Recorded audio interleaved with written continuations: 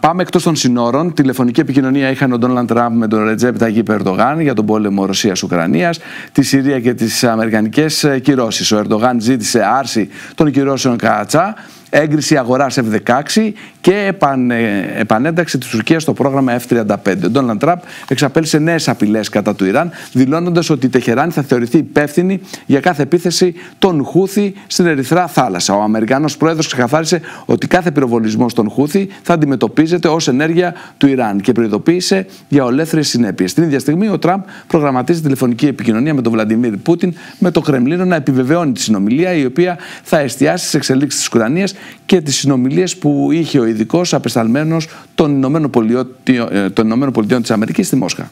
Τηλεφωνική επικοινωνία είχαν χθες ο Ντόναλντ Τραμπ και ο Ρετζέπ Ταγίπ Ερντογάν για τον πόλεμο μεταξύ Ρωσίας-Ουκρανίας, την κατάσταση στη Συρία, αλλά και για την άρση των αμερικανικών κυρώσεων που επιβλήθηκαν από τις ΗΠΑ στην Τουρκία. Σύμφωνα με την ανακοίνωση του γραφείου του Τούρκου Προέδρου, ο Ερντογάν ζήτησε από τον Τραμπ να τερματίσει τις κυρώσεις που έχουν επιβληθεί βάσει του νόμου ΚΑΑΤΣΑ για την αντιμετώπιση όσων θεωρούνται αντίπαλοι των ΗΠΑ και να δώσει το τελικό πράσινο φως για την αγορά F-16, επανεντάσσοντας την Τουρκία στο πρόγραμμα των μαχητικών F-35. Παράλληλα, ο Τούρκος πρόεδρος δήλωσε ότι οι περιφερειακές και παγκόσμιες εξελίξεις καθιστούν απαραίτητη την αύξηση των διαβουλεύσεων μεταξύ των δύο χωρών. Νωρίτερα, το Τουρκικό Υπουργείο Εξωτερικών, με αφορμή την 11η επέτειο από την προσάρτηση της Κριμαίας από τη Μόσχα, τόνισε πως δεν αναγνωρίζει τη ρωσική κατοχή της Χερσονήσου και πως υποστηρίζει την κυριαρχία και την εδαφική ακεραιότητα της Ουκρανίας. Στο μεταξύ, οι ΗΠΑ, μετά τη σχετική διαταγή του Τραμπ για αεροπορικές επιδρομές, συνεχίζουν τις επιθέσεις κατά των Χούθι της Ιεμένης.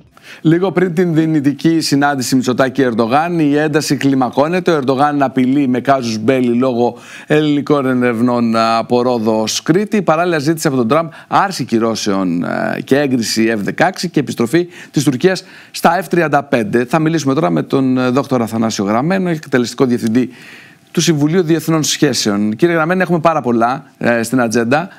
Έχουμε αυτό το τηλεφώνημα του Τραμπ στον Ερντογάν. Δεν πήρε τον Κυριάκο Μητσοτάκη ο Ντόναλντ Τραμπ, παρά το γεγονός ότι εμάς μας αρέσει να λέμε ότι εμείς είμαστε ο πυλώνας εδώ, ο καλύτερος σύμμαχος των ΗΠΑ.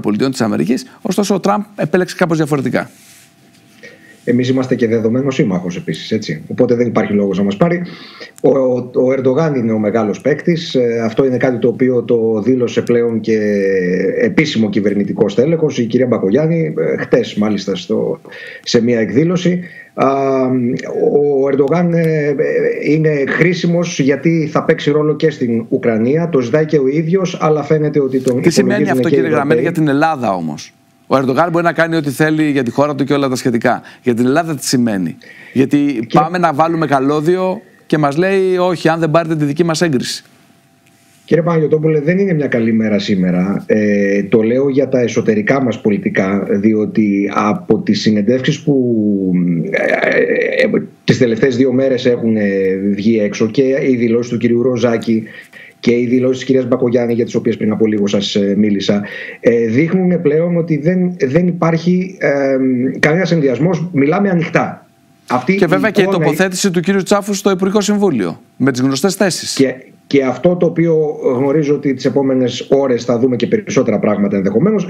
Ξέρετε, να σας το πω με όρους πολιτικούς, κυβερνά η ιδεολογία του ακραίου κέντρου. Επομένως φοβάμαι ότι ο κ. Τσάφος δεν είχε κάποια στιγμιαία λάθος ανάρτηση. Είναι οι θέσεις του αυτές. Σωστά. Μα δεν είναι μόνο δικές του. Και ο κύριος Μητσοτάκης έχει τις ίδιες θέσεις. Και πολλοί άλλοι στην κυβέρνηση έχουν τις ίδιες θέσεις. Η χώρα έχει καταστεί χώρα περιορισμένης κυριαρχίας. Για να το πω με όρους διεθνών σχέσεων, είμαστε αυτή τη στιγμή χώρα περιορισμένης κυριαρχίας. 2 περιστατικά τα οποία έπρεπε να τα έχουμε λάβει υπόψη, στην Κάσο πέρσι και στην Κρήτη φέτος, δηλαδή η αδυναμία μας να ποντίσουμε καλώδια ακόμη και πάνω στη γραμμή της Αιγιαλίτιδας, της υφιστάμενης Αιγιαλίτιδας, αυτό δείχνει ότι θα πρέπει πλέον να παίρνουμε άδεια από την Τουρκία. Κύριε Γραμμένε, αυτό που καταλαβαίνω είναι μήπως και τα σπάσει ο Τραμπ με τον Ερντογάν για να μας κάνει εμάς τα γλυκά μάτια. Αυτό είναι το μόνο καλό σενάριο για την Ελλάδα αυτή τη στιγμή? Δεν νομίζω ότι θα συμβεί κάτι τέτοιο. Το καλό σενάριο για την Ελλάδα, να σας πω, το καλό σενάριο για την Ελλάδα είναι η χώρα μας να αποκτήσει μια τελείως διαφορετική αντίληψη για την ασφάλεια και για την άμυνά της. Να επενδύσει σε ένα εξοπλιστικό πρόγραμμα το οποίο θα έχει την ιδιοκτησία η ίδια η χώρα. Δόθηκαν οι ευκαιρίες και δίνονται ακόμα οι ευκαιρίες και μέσα στο ευρωπαϊκό πλαίσιο δίνονται ευκαιρίες, και βέβαια να προσπαθήσει να βγει μπροστά με έναν τρόπο στον οποίο θα αξιοποιεί και τον ευρωπαϊκό παράγοντα. Επίσης, πολύ σημαντικό, και εδώ μπορούμε να δούμε τι έχει γραφτεί από ειδικούς αναλυτές όλα τα προηγούμενα χρόνια.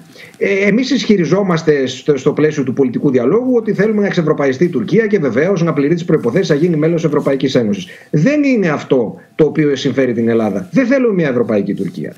Και δεν πρέπει να παρισφρήσει μέσα στις ευρωπαϊκές δομές ασφάλειας, όπως γίνεται τώρα αυτή την περίοδο με αφορμή τη Συρία και την Ουκρανία, διότι τότε θα περιθωριοποιηθούμε τελείως και θα γίνουμε οριστικά ένας δορυφόρος της Άγκυρας. Η χώρα δεν έχει ούτε καλή οικονομία, ούτε η άμυνά μας και η ασφάλειά μας εγγυώνται την εθνική μας ακεραιότητα. Βλέπετε άλλωστε ότι δεν έχουμε παραγωγική οικονομία, κύριε Γραμμένε.